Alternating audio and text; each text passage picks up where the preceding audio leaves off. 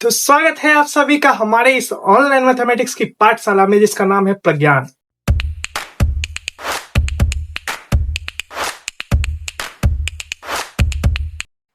जैसा कि आप सभी को पता है कि हम लोग यहाँ पे सॉल्व कर रहे हैं 11th क्लास की मैथमेटिक्स एनसीईआरटी और हमने एक्सरसाइज 2.3 का कुछ क्वेश्चन सॉल्व कर दिया, जिसका एक वीडियो बना के मैंने इस वीडियो के डिस्क्रिप्शन बॉक्स में डाल दिया है। अगर आप चैनल पर पहली बार आए हैं, पहले चैनल को सब्सक्राइब कर लीजिए और बेल आइकन दबा लीजिए ताकि फ्यूचर में हमारी जो वीडियोस आए, हमारी जो क्लासेस आए, उसकी नोटिफिकेशन आपको पहले मिल सके। और अगर मेरी क्लास अगर आप पहली बार देख रहे हैं तो मैं पहले बता दूं कि अगर आपने हमारी थ्योरी की क्लास नहीं देखी है तो पहले आप उस थ्योरी की क्लास को देखें, तभी आपको हमारी क्लास समझ में आएगी। तो आज हम स्टार्ट करने वाले हैं 3.2 का क्वेश्चन नंबर 2। तो लेट्स बिगिन, शुरू करते हैं। तो क्वेश्चन नंबर 2 है हमारा। क्वेश्चन में बोला गया कि find the domain and range. हमें क्या करना है, डोमेन और रेंज फाइंड करना है। और ये एक्सरसाइज हमारा है 2.3। ओके, हम लोग सॉल्व कर रहे हैं क्वेश्चन नंबर 2, ठीक है। और दिया हुआ क्वेश्चन है हमारा पहला, इसमें दो क्वेश्चन है, F x equal to minus mod x. Okay, so इस क्वेश्चन को पहले सॉल्व करेंगे हम लोग, ठीक है। माइनस मॉड एक्स, माइनस को छोड़ के पहले हम लोग मॉड एक्स देखते हैं। पहले हम लोग मॉड एक्स समझते हैं। मॉड एक्स क्या होता है?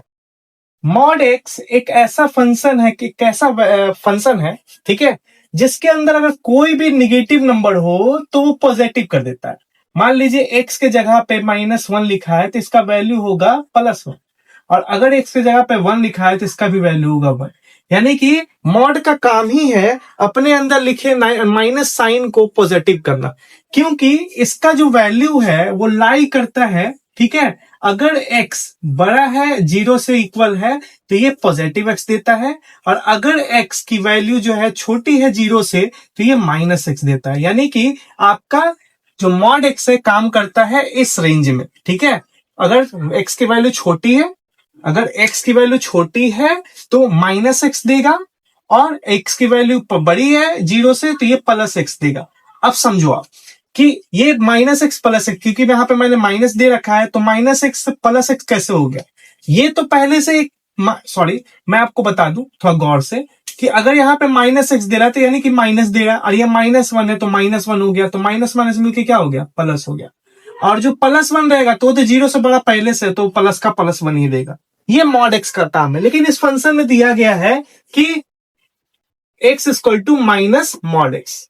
माइनस मॉड एक्स का मतलब क्या हो गया कि अगर हम 0 पे यहां पर x का वैल्यू रखते हैं, अगर हम लोग x का वैल्यू लेट मान के x इक्वल टू रखते हैं 0, तो हमारा फंक्शन y इक्वल टू निकल के क्या आता है? अगर हम लोग यहाँ पे 0 रखेंगे तो फंक्शन हमारा y इक्वल टू क्या आएगा? y इक्वल टू भी 0 ही आएगा, ठीक है। और अगर हम लोग x इक्वल टू 1 रखते हैं, तो अगर हम 1 रखेंगे तो आप देखो 1 क्या देता था पहले, ठीक है, मॉड एक्स क्या देता था? प्लस देता, तो प्लस एक माइनस पहले से, तो क्या आंसर हो जाएगा? y equal to -1। और अगर हम लोग एक और रख के देख लेते हैं, 2 रख के देख लेते हैं, तो भी यहां पे क्या आएगा? -2। चलो अभी तो हमने पॉजिटिव रख के देख लिया, निगेटिव रख के देख लेते हैं। x इक्वल टू मैंने रख दिया -1, y इक्वल टू क्या आएगा? ठीक है। अब आप देखो, मॉड एक्स का काम ही है कि अपने अंदर अगर कोई निगेटिव नंबर रख रहा है तो वो पॉजिटिव करके देता है, और बाहर से निगेटिव नंबर पहले से भी है तो ये क्या हो जाएगा? -1 हो जाएगा, ठीक है। और अगर -2 रखोगे तो भी आपका -2 ही आएगा। हर कंडीशन में हमारा जो वैल्यू है वो जो है निगेटिव ही आ रहा है। हर कंडीशन में हमारी जो वैल्यू है वो निगेटिव ही आ रही है। तो निगेटिव आ रही है, इसका मतलब क्या है कि समझो आपके अगर x की वैल्यू पॉजिटिव है तो निगेटिव आ रही है, पॉजिटिव है तो निगेटिव है तो भी पॉजिटिव आ रही है। यानी कि जो हमारा डोमेन होगा इस क्वेश्चन का, ठीक है, डोमेन वो हमारा टोटल रियल नंबर होगा, रियल नंबर होगा, ठीक है। आप देख लो, ठीक है, 0 रख रहे तो 0 आ रहा है, 1 रख रहे तो -1 आ रहा है, -1 रख रहे तो मतलब कि समझ लो कि आप हर कंडीशन, जो भी कंडीशन रख रहे हैं माइनस से आ रहा है, यानी कि हर रियल नंबर आएगा, पूरा रियल नंबर, मतलब निगेटिव पॉजिटिव दोनों आएगा। ये हमारा डोमेन हो जाएगा। रेंज क्या होगा हमारा? रेंज कहां तक जा रहा है? आप थोड़ा सा गौर से देखो कि 0 रख रहे हैं तो 0 आ रहा है, 1 रख रहे हैं तो -1 आ रहा है, 2 रख रहे हैं तो -2 आ रहा है, -1 रख रहे हैं तो माइनस आ रहा है, -2 रख रहे हैं तो माइनस आ रहा है। यानी कि हर कंडीशन में जो रेंज है वो माइनस में ही जा रहा है। इसका मतलब ये है कि जो रेंज होगा वो 0 से शुरू होगा और -इंफिनिटी तक जाएगा। लेकिन यहाँ पे ब्रैकेट कुछ रहेगा इस तरीके का, एक क्लोज ब्रैकेट रहेगा और एक ओपन ब्रैकेट रहेगा। ओपन ब्रैकेट कहने का मतलब ये होता है कि एग्जैक्ट इंफिनिटी नहीं है, इंफिनिटी से थोड़ा पहले का वैल्यू है, ठीक है। और 0 का मतलब क्या है, एग्जैक्ट 0 से ही शुरू हो रहा है, मतलब 0 लेके ही हम लोग चल रहे हैं, ठीक है। तो ये हमारा डोमेन हो गया, ये हमारा रेंज हो गया। आई होप सो कि आपको समझ में आया होगा। इसी का दूसरा नंबर क्वेश्चन को सॉल्व करते हैं। ओके ओके, तो इसी दो क्वेश्चन का क्वेश्चन नंबर 2 कहता है, क्वेश्चन नंबर 2 का question number 2, F x equal to root under 9।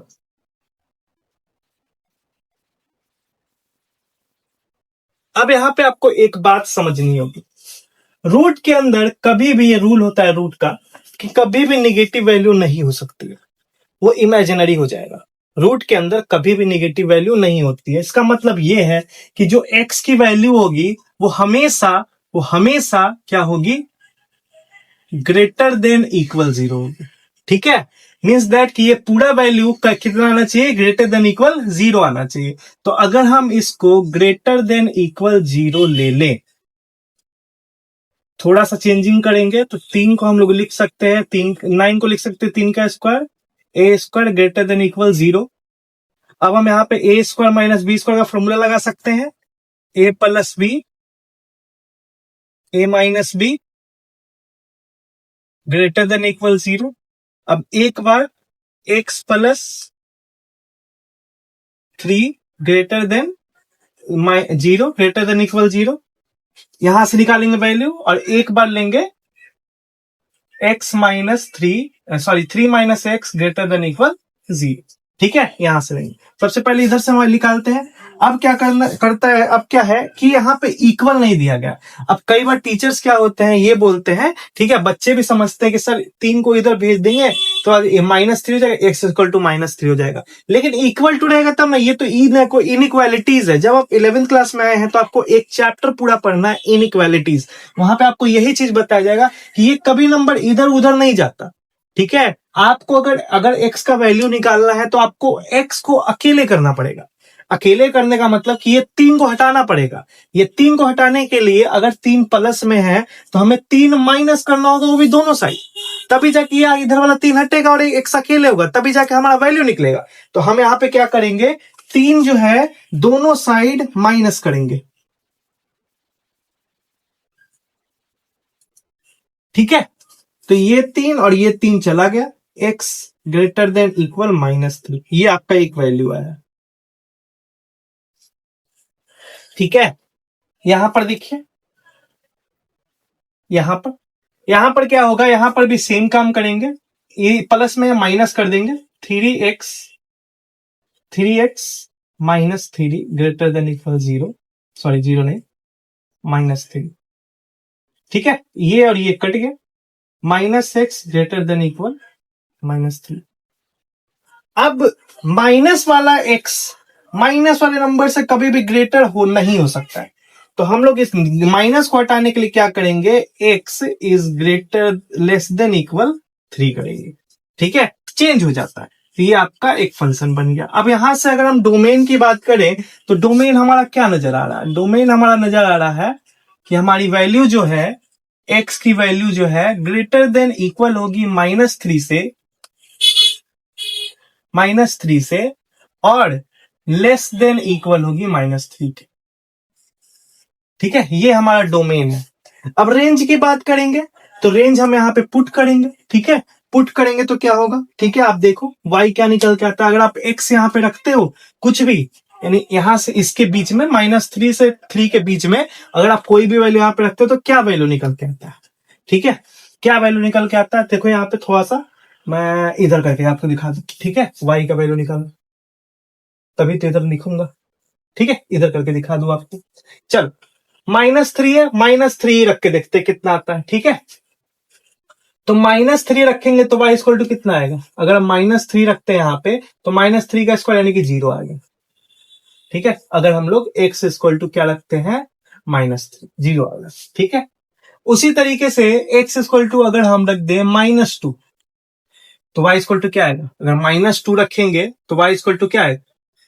-2 रखेंगे तो y इक्वल टू आएगा कितना? कितना आएगा? y इक्वल टू कितना आएगा? ये आपको आ जाएगा। ठीक है, 5 आ जाएगा। y इक्वल टू आ जाएगा 5। कोई दिक्कत? ठीक है, अच्छा रूट भी तो है ना, सॉरी रूट भी तो है ना, रूट भी है। अच्छा -3 रखेंगे तो 0 आएगा। ठीक है, 0 रखें तो -3 आएगा। -2 रखेंगे तो √5 आएगा, √5 आएगा। ठीक है, √5 आएगा। यहाँ पे रखेंगे, यहाँ पे रखना। ठीक है, चलो दो वैल्यू माइनस में रख गया, 0 रखो। 0 रखेंगे तो 3 आएगा। x इक्वल टू अगर 0 रखते हैं तो y इक्वल टू क्या आएगा? 3 आएगा। ठीक है, एक +1 रखो। ठीक है, +1 रखो, क्योंकि 3 तक रख सकते हैं तो +1 रखो। +1 रखेंगे तो 8 आएगा, यानी √8 आएगा। ये x इक्वल टू अगर हम +1 रख दे तो y इक्वल टू क्या आएगा? √8 आ जाएगा। ठीक है, √8 आ जाएगा। अगर हम 2 रखेंगे, ठीक है, तो कितना आ जाएगा? 2 रखेंगे 4 5, √5 आ जाएगा।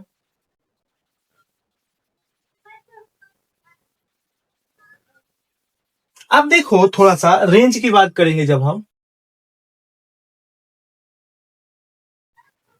रेंज की बात करेंगे, ठीक है, तो यहां पर आप देखो थोड़ा सा कि x की वैल्यू हमने -3 से -3 के बीच में ही रखी, लेकिन वैल्यू देखो आप 3 से बड़ा नहीं जाता। ठीक है, 3 से बड़ा नहीं, 0 से 3 के बीच में ही है। देखो आप गौर से थोड़ा देखो। ठीक है, रेंज जो है हमारा 0 से 3 के बीच में ही है। तो हमारा जो रेंज होगा वो क्या होगा? तो हमारा जो रेंज रहेगा, आप देखो गौर से, ठीक है ना, कि x की वैल्यू जो है 0 से 3 के बीच में ही आ रही है। ठीक है, तो हम लोग कह सकते हैं x जो है 0 से ग्रेटर रहेगा, इक्वल रहेगा 3 के, तो ये आपका रेंज हो जाएगा। ठीक है, डोमेन आपका ये हो गया, रेंज आपका ये हो गया। आई होप सो कि आपको समझ में आया होगा। नहीं समझ में आया तो कमेंट बॉक्स में जरूर बताना। अगले क्वेश्चन पे चलते हैं। ओके, तो क्वेश्चन नंबर 3 है हमारा। एक फंक्शन दिया गया है हमारे ऊपर, ठीक है ना, एक फंक्शन दिया गया है, फंक्शन है fx। ये क्वेश्चन नंबर 3 है हमारा, क्वेश्चन नंबर 3। ठीक है, fx फंक्शन दिया गया है 2x - 5। ठीक है ना, तो हमें वैल्यू निकालनी है। ठीक है, fx की वैल्यू निकालनी है। अगर हम लोग fx 0 रखें, कुछ कुछ फंक्शन दिए गए हैं, राइट डाउन द वैल्यू। ठीक है, तो f0 का वैल्यू कितना होगा? एक क्वेश्चन है f0। ठीक है, f0 का वैल्यू कितना होगा ये आपको बताना आसान है। ठीक है, x की जगह पे 0 रख दो। अगर हम x की जगह पे 0 रखेंगे तो कितना आएगा? -5 आएगा। तो ये आपका आंसर हो गया। उसी तरीके से कह रहे हैं f7 कितना होगा? क्वेश्चन नंबर 2, f7 कितना होगा?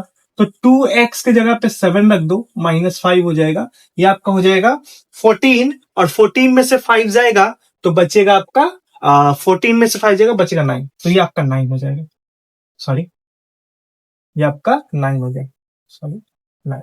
ठीक है, 9 हो गया। उसके बाद तीसरा नंबर क्वेश्चन है, तीसरा नंबर है कि f-3 कितना होगा? अब x की जगह पे -3 रख दो। अच्छा, -3 इंटू 2, -6 और -5 मिला के कितना हो जाएगा? -11।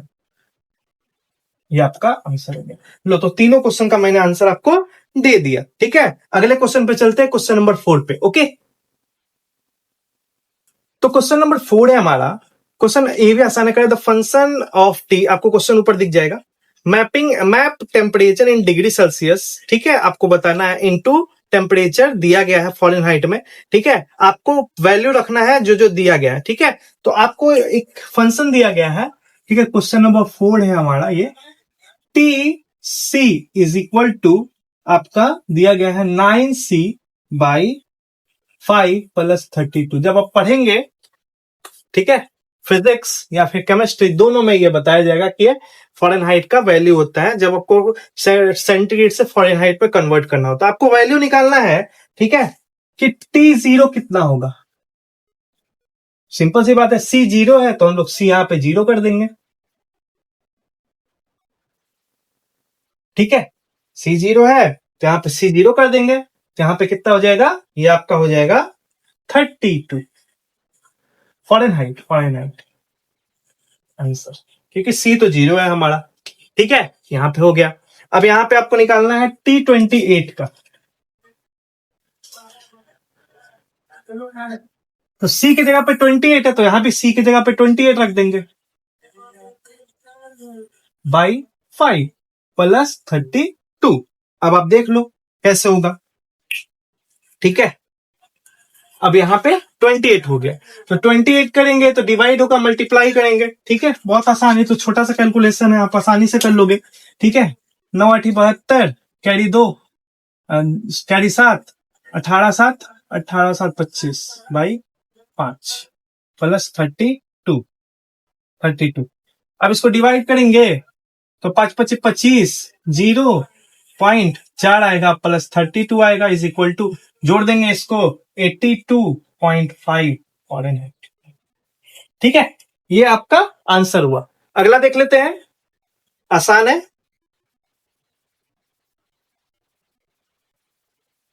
अगला है हमारा T-10।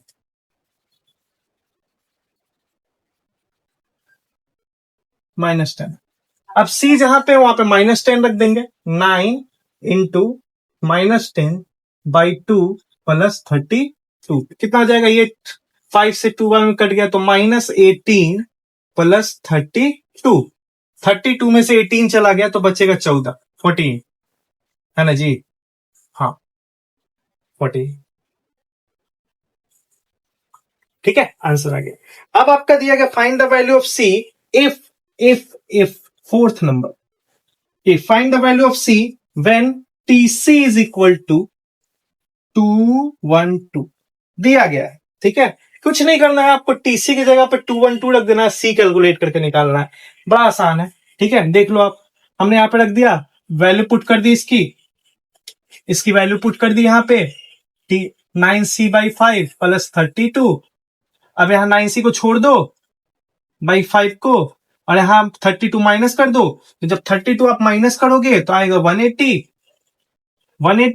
ठीक है, और 180 से 5 मल्टीप्लाई के 9 से डिवाइड, पहले 9 से डिवाइड ही कर दो, हटाओ, 9 से डिवाइड हो गया 20 बार में, और c इज इक्वल टू आया 20 25। लो, मैंने सारे क्वेश्चन का आंसर आपको निकाल के बहुत इजी वे में दे दिया। अगर आपको ये भी क्वेश्चन नहीं समझ आ रहा है, कमेंट बॉक्स में जरूर बताना, आपको पहला क्लास, सॉरी 5 स्टैंडर्ड का कैलकुलेशन मैं आपको समझा दूंगा। ओके नेक्स्ट क्वेश्चन पे चलते हैं।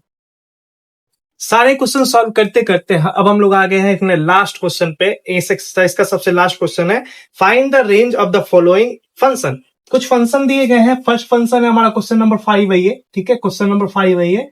फर्स्ट फंक्शन दिया गया है F X is equal to 2 - 3x। ठीक है, और यहां पर बताया गया x belongs to R, R for real number, x is greater than 0। ठीक है, सिंपल सा लॉजिक है। ठीक है, अगर x रियल नंबर को फॉलो करता है, बिलोंग करता है, और x ग्रेटर देन 0 है, तो 1 2 3 4 5। ठीक है, कोई भी वैल्यू यहां पे रखेंगे, और x का तो लेट मान लेंगे हम लोग, y इज इक्वल टू आ गया 2 - 3x। अब हमें x क्या लेना है, x लेना है 1 2 3, कुछ भी रख सकते हैं हम लोग। ठीक है ना, ग्रेटर देन 0 है, रियल नंबर है तो। अब यहाँ पे 8 रख रहे हैं तो y कितना आएगा, अगर हम लोग x को 1 ले रहे हैं, 1 ले रहे हैं तो y कितना आ जाएगा, -1। ठीक है, अगर हम लोग x को 2 ले रहे हैं, अगर हम x को 2 ले रहे हैं तो 2 ले रहे हैं तो कितना आ जाएगा, -2। ठीक है, अगर हम x को 3 ले रहे हैं, अगर हम लोग x को 3 ले रहे हैं तो -6 आएगा। ठीक है, माइनस -7, -7। सो आप देख रहे हो, ठीक है, कि रेंज जो है आपका कुछ इस तरीके का आ रहा है, रेंज जो है आपका। ठीक है,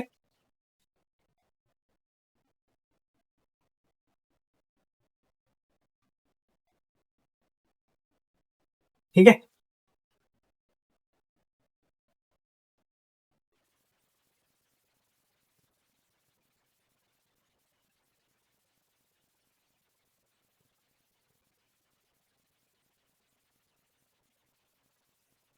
रेंज जो है, ठीक है ना,